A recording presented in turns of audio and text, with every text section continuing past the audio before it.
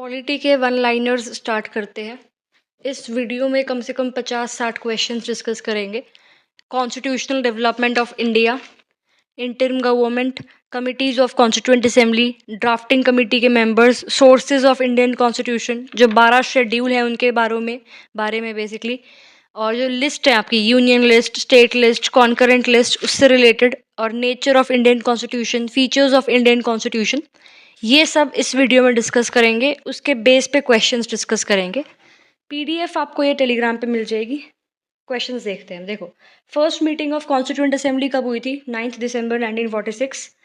Constitutional adviser कौन थे हमारे? Sir BN Rao. First permanent chairman कौन थे कॉन्स्टिट्यूएंट असेंबली के? Doctor Rajendra Prasad. Interim government के प्रेसिडेंट कौन थे? सच्चिदानंद सिन्हा। बेसिकली ये सबसे सीनियर मोस्ट ऑफिसर थे, तो इसलिए इनको प्रेसिडेंट बना दिया था, चेयरमैन बेसिकली बना दिया था कॉन्स्टिट्यूएंट असेंबली का। तो ये जो पॉलिसी है या जो ये रूल है कि जो सबसे सीनियर मोस्ट लीडर होगा उसको चेयरमैन या प्रेसिडेंट बना दिया जाएगा एक कमेटी का, ये जो पॉलिसी है हमने किस कंट्री से अडॉप्ट करी है, किस कंट्री में ये होती थी, ढूंढ कर कमेंट सेक्शन में बताना। वाइस चेयरमैन कॉन्स्टिट्यूएंट असेंबली के HC मुखर्जी थे स्टार्टिंग से ही। Indian constitution was adopted on 26 November 1949, और इस दिन को हम एज कॉन्स्टिट्यूशन डे सेलिब्रेट करते हैं सिंस 2015। ड्यूरेशन, जिसमें इंडियन संविधान, भारत का संविधान जो बना था वो था 2 years 11 months और 18 days। बेसिकली क्लास 11th की जो आपकी NCERT है, मैंने करवा रखी है, प्लेलिस्ट में चेक कर लेना, वहाँ से ये क्वेश्चंस है और एक्स्ट्रा बुक्स में से लिए हुए हैं इधर उधर से, तो टॉपिक कवर हो जाएगा सारा यहाँ पर। ऑब्जेक्टिव रेजोल्यूशन पंडित जवाहरलाल नेहरू ने इंट्रोड्यूस करा था कॉन्स्टिट्यूएंट असेंबली में 13 दिसंबर 1946 को, और ऑब्जेक्टिव रेजोल्यूशन को 22 जनवरी 1947 को अडॉप्ट कर लिया था। संविधान का जो मेकिंग का प्रोसेस था उसमें टोटल सेशंस कितने थे? 11 सेशंस थे। और इंडियन फ्लैग जो है हमारा एट प्रेजेंट, उसको हमने अडॉप्ट कब किया था? 22 जुलाई 1947 को। कॉन्स्टिट्यूशन ऑफ इंडिया जो है इट वॉज हैंड रिटन, और किसने लिखा था? प्रेम बिहारी नारायण रईज़ादा। इन्होंने एक इटैलिक स्टाइल में लिखा था, कैलीग्राफी, तो बहुत अच्छा लिखा था इन्होंने संविधान हमारा। Ashokan pillar was adopted in the form of national emblem or India on 26 January 1950। Drafting committee कब कॉन्स्टिट्यूट हुई थी? 29 अगस्त 1947। चेयरमैन कौन थे? BR अम्बेडकर। और BR अम्बेडकर कौन सी प्रेसिडेंसी से इलेक्ट होकर आए थे संविधान सभा में? बंगाल प्रेसिडेंसी से। उस टाइम की जो हमारी इंटरिम गवर्नमेंट थी 1946 की, उनके हेड कौन थे? जवाहरलाल नेहरू। कौन सा डिपार्टमेंट मिला था इनको? Commonwealth foreign affairs, prime minister थे basically. Vallabh bhai Patel home affairs and IB ministry, information and broadcasting. Rajendra Prasad food and agriculture. John Mathai industry and civil supplies. Jagjivan Ram labour minister. Sardar Baldev Singh defence minister. Liaquat Ali Khan finance minister, Liaquat Ali Khan. C Rajagopalachari education and arts minister. Constituent assembly की जो committees थी, drafting committee थी, उसके अंदर एक BR Ambedkar chairman थे। Union powers committee, union constitution committee थी, ये दो, जवाहरलाल नेहरू चेयरमैन थे। स्टेट्स कमेटी के चेयरमैन भी जवाहरलाल नेहरू थे। फाइनेंस एंड स्टाफ कमेटी और स्टीयरिंग कमेटी के चेयरमैन राजेंद्र प्रसाद थे। प्रोविंशियल कॉन्स्टिट्यूशन कमेटी और constitution committee of your fundamental rights and minorities, इसके भी चेयरमैन वल्लभ भाई पटेल थे, दोनों के।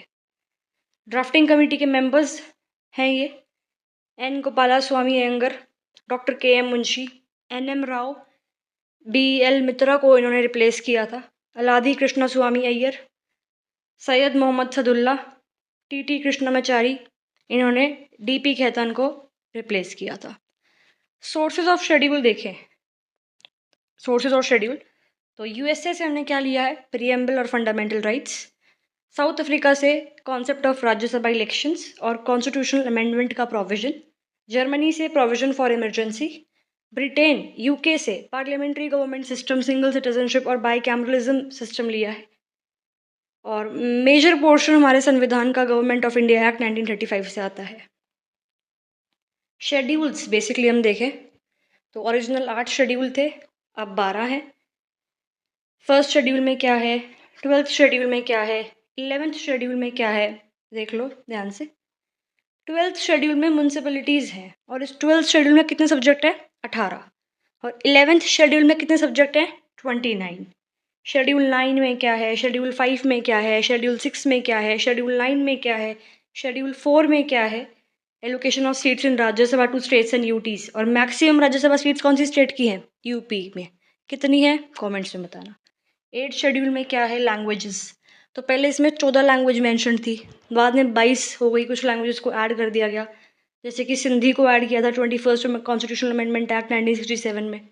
71st कॉन्स्टिट्यूशनल अमेंडमेंट एक्ट 1992 में कोंकणी मणिपुरी नेपाली को ऐड करा गया था इस 8th शेड्यूल में। 92nd कॉन्स्टिट्यूशनल अमेंडमेंट एक्ट 2003 के तहत मैथाली, संथाली, डोंगरी और बोडो को ऐड किया गया था 8th शेड्यूल में। ठीक है, इंपॉर्टेंट पॉइंट है कि इंग्लिश शेड्यूल लैंग्वेज है ही नहीं शेड्यूल 8 के अंदर। शेड्यूल 7 में लिस्ट आपकी है, यूनियन स्टेट कॉन्करेंट लिस्ट, इसमें डिवीजन ऑफ पावर्स है। यूनियन लिस्ट में पहले 97 सब्जेक्ट से अब 98 है। स्टेट लिस्ट में पहले 66 थे, अब 59 है। कॉन्करेंट लिस्ट में पहले 47 सब्जेक्ट से अब 52 है। ठीक है, मेजर सब्जेक्ट्स अगर हम देखें 7 शेड्यूल के यूनियन लिस्ट में कौन कौन से हैं, defence, CBI, navy, citizenship, air force, atomic energy, mineral resources, census, survey of India, shipping, navigation, pilgrimage outside India. पता ही लग रहा है कि ये जो सब्जेक्ट्स हैं आपके नेशनल इंपॉर्टेंस के हैं, सेंट्रल इंपॉर्टेंस के हैं, यूनियन इंपॉर्टेंस के हैं। सेंट्रल गवर्नमेंट इस पर रूल्स बनाएगी, तो ये यूनियन लिस्ट के अंडर आते हैं। उसके बाद है state list, public order, police, public health, sanitation, public sanitation basically, pilgrimage inside India, libraries, museums. लिखने की गलती है, मुस्लिम्स नहीं आएगा इसमें, म्यूजियम्स आएगा। Fairs, land revenues, agriculture income, taxes on land and buildings. पता ही लग रहा है कि जो सब्जेक्ट्स हैं इस पर लॉज कौन बनाएगी, आपकी स्टेट बनाएगी। इंपॉर्टेंट तो आपकी कॉन्करेंट लिस्ट है, यहाँ पे कन्फ्यूजन हो जाती है। Marriage and divorce, forest, printing presses, economic and social planning, population control, newspapers, family planning, trade unions, books, social security, education, ये सारी कॉन्करेंट लिस्ट के अंडर आती है। यानी कि सेंट्रल गवर्नमेंट भी और स्टेट भी दोनों इन पे आपके लॉज बना सकती है। मान लो एक लॉ बन रहा है कॉन्करेंट लिस्ट के सब्जेक्ट पर और स्टेट गवर्नमेंट जो है उससे एग्री नहीं करती और सेंट्रल गवर्नमेंट ने कोई लॉ बना दिया, तो कौन सा, किसकी बात मानी जाएगी, सेंटर की या स्टेट की, बताना मेरे को कमेंट्स में। एजुकेशन जो है पहले स्टेट लिस्ट में था, फिर 42nd कॉन्स्टिट्यूशनल अमेंडमेंट एक्ट 1976 में आया था एक, जिसको हम मिनी कॉन्स्टिट्यूशन भी कहते हैं 42nd अमेंडमेंट एक्ट को। तो इसके जो है इसके अंदर एजुकेशन को कॉन्करेंट लिस्ट में डाल दिया गया था। शेड्यूल को याद करने की ये आपकी ट्रिक है, tears of old prime minister PM. First schedule में टेरिटरीज एंड स्टेट, सेकंड में एम्यूल्यूमेंट्स, थर्ड में अफर्मेशंस एंड ओथ्स, फोर्थ में राज्यसभा सीट एलोकेशन, फिफ्थ में schedule tribe and schedule areas control and administration, sixth में other tribal areas in Tripura, Assam, Mizoram, Meghalaya, seventh में federal list, eighth में official languages, ninth में land reforms, 10th में defection, anti defection law 52nd amendment जब आई थी तब आया था। कौन से ईयर में था बता देना कमेंट में। Panchayat 11th, rights, powers and responsibilities 73rd amendment act, 12th बता चुकी हूँ ये सारा आपको। ठीक है, नेचर एंड फीचर्स देखें इंडियन कॉन्स्टिट्यूशन के, तो फॉर्म ऑफ गवर्नमेंट कैसी है हमारी, पार्लियामेंट्री है। लेंथीएस्ट रिटन कॉन्स्टिट्यूशन हमारा है, गवर्नमेंट ऑफ इंडिया एक्ट 1935 से हमने डिराइव किया है। क्वासी फेडरल है, किसने बोला था हमारे संविधान को क्वासी फेडरल, बता देना मेरे को कमेंट में।